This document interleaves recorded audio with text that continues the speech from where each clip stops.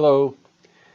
Today is Saturday, August 8th, and I am here at my actual desk to bring you the weekend announcements for the First Congregational Church of Webster Grove's United Church of Christ. The novel coronavirus continues to rage through St. Louis County, even though it's a little diminished from the last couple of weeks, so it's likely we'll be online for worship for quite a long time. For those of you who are outside of our area, Webster Grove's public schools have decided to conduct classes only virtually until at least the end of October, which means that our own Sunday school will continue to be online only until at least then also. That means we have to come up with some clever ways to make sure that we're offering faith formation to our young people in the meantime. My own current plan is to present for your consumption a Sunday school option created by a church in Lakewood, Ohio. The Lakewood Congregational Church, which is located near Cleveland, recently finished a 5-week series based on the illustrated ministry curriculum, Compassion Camp. They're not the only church to have done this, but Lakewood is the pastorate of our former student minister, the Reverend Joanna D'Agostino, and I think that the videos created for this series by Lakewood's Minister for Children, Youth, and Families, Rachel Burns, are really very good. Each week from tomorrow through September the 6th, I'll be including links in the description of this video on YouTube and Facebook, and in the email text accompanying this message if you've received it in your inbox. This will take you to the video introducing the week's topic, songs and Bible study, to an activity in which your children can participate, and to a movement session led by a yoga instructor. I've also included bonus videos of the songs led by a member of the Illustrated Ministry staff, and some other bonuses that Minister Burns and her team at Lakewood have created.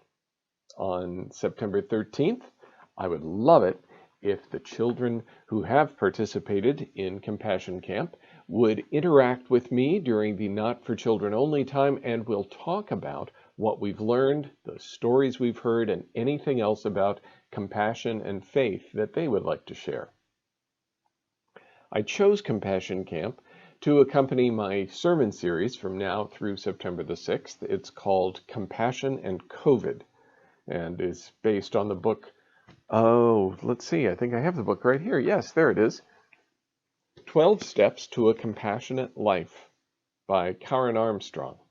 In 2009, TED Talks invited Professor Armstrong to imagine a wish she had for the world. Her wish for a charter for compassion, the premier quality of faith expressed in practically every religion in the world, was awarded a monetary prize, which she used to gather representatives of the world's religions, as well as atheists and others who act for the sake of love and kindness, and actually to draft a charter for compassion. Since 2009, the charter has been adopted by many faith communities, community organizations, businesses, and cities as a basis for their work for the betterment of humanity in their own corners of the world. And I'll be quite honest with you, it is my hope that we as a church might adopt the charter for ourselves eventually and join the movement for a compassionate St. Louis. In a time in history when so many are acting or reacting out of fear, vengeance, and self-motivation, and in that reaction, propagating violence and retribution, I want to stand, and I'm sure you want to stand, with those, and I want us to stand, and I'm sure you want us to stand, with those who are imagining and finding ways to build each other up, to be of unswerving support to their neighbor, to abolish systems of injustice, and to establish systems of equity and promise. Beyond the classic invitation to others to join ranks with the Spirit and person of Jesus Christ for their own sake and self-preservation, their salvation, are these Christian and trans-religious values of shalom, mutual uplift and support, and establishing justice and peace. Please plan to worship during these next 5 weeks with expressions of unity, harmony, and compassion as we face a pandemic in what at least seems to be a very much divided world. As I say, I'll be sharing with you from 12 Steps to a Compassionate Life. I suggest that you might want to get a copy of this book for yourself, read along, and let me know what you think about this Charter for Compassion. We received happy news this week from our former Director of Christian Education, Tracy Harris. She has been called to serve as the new Associate Pastor at St. John United Church of Christ in Manchester, Missouri. Our prayers have been answered for you, Tracy, and we celebrate with you this wonderful news. Tracy also, a few days before the call came, received her new clergy robe in the mail. She says she'll send us a photo of herself at the St. John altar in her robe so we can see how she'll look presiding there when she joins Pastor Kevin Gregory. Blessings to you, Tracy. Blessings as your new ministry unfolds. Last week, I put out 2 calls for members and friends. One was to those who are interested in joining our video production team, recording portions of the service in advance for Sunday mornings and after we're back in the sanctuary, perhaps to assist with the technological aspects of the service. It only sounds intimidating. Trust me, it only sounds intimidating. And despite some evidence to the contrary, it does not actually require a rocket scientist or a brain surgeon to do it. At least not these portions I'm referring to. Please, let me know if you would like to take part in this vitally needed volunteer opportunity. Thanks this week to Herb Niemeyer, who answered the call this past Wednesday and began working with our lead video producer, Ian Didrikson, and our Minister of Music, Leon Burke. You'll see some of the fruit of Herb's labors tomorrow morning. The second call I put out this week was for people who would have an interest in producing our Not for Children Only segments of worship services. Storytellers, readers, artists or crafters, or just people with object lessons they'd like to offer, puppeteers, flannel board operators, singers and musicians, or even young people with something they'd like to share. I'll cover tomorrow and September the 6th.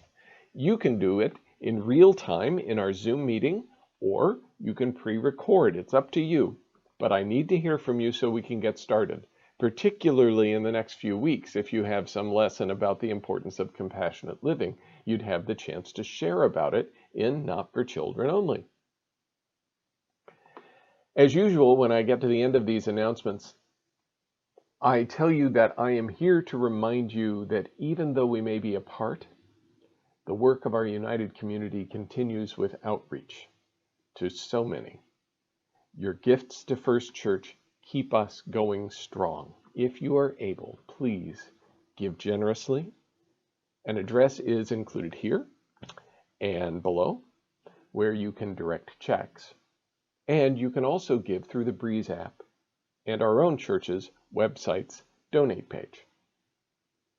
For those of you who have contributed separately through our benevolence auction to the organizations we support in that way, we received letters of thanks this week for our collective gifts to Lydia's House, providing services to victims of domestic violence, and to the agency UP, or Unleashing Potential, formerly Neighborhood Houses, who seek to ensure that all children have the freedom to thrive and reach their greatest potential. Here are examples again of how we are sharing our bounty and repairing the world by supporting others' purposes and ministries of compassion. Thank you. To close, I thought I'd share something with you from a book I received as a gift from the United Church of Christ a few weeks ago. It's a collection of prayers and poems by members of the Still Speaking Writers Group, mostly clergy, from the United Church of Christ. It's published by Pilgrim Press, the Pilgrim Press. They've called their collection Emerge, Blessings and Rituals for Unsheltering. And one poem is by Matt Laney, a UCC minister and young people's author. It's called A Prayer for Returning to the Church Building, Maybe. God, I miss that place, the praise, those people, candles, bread and cup, the doors, the steeple. But honestly, God, I'm uncertain about going back. Must we pass the peace? Will others wear a mask? Will we sing ourselves sick, always in long sleeves and pants? Can I be spiritual while thinking about disinfectants? God, you said, in every shadowy valley, there you would be. So I'm trusting in your rod and your staff to protect me. May my individual and sanitized cup overflow. May goodness and mercy follow wherever I go, even into your house.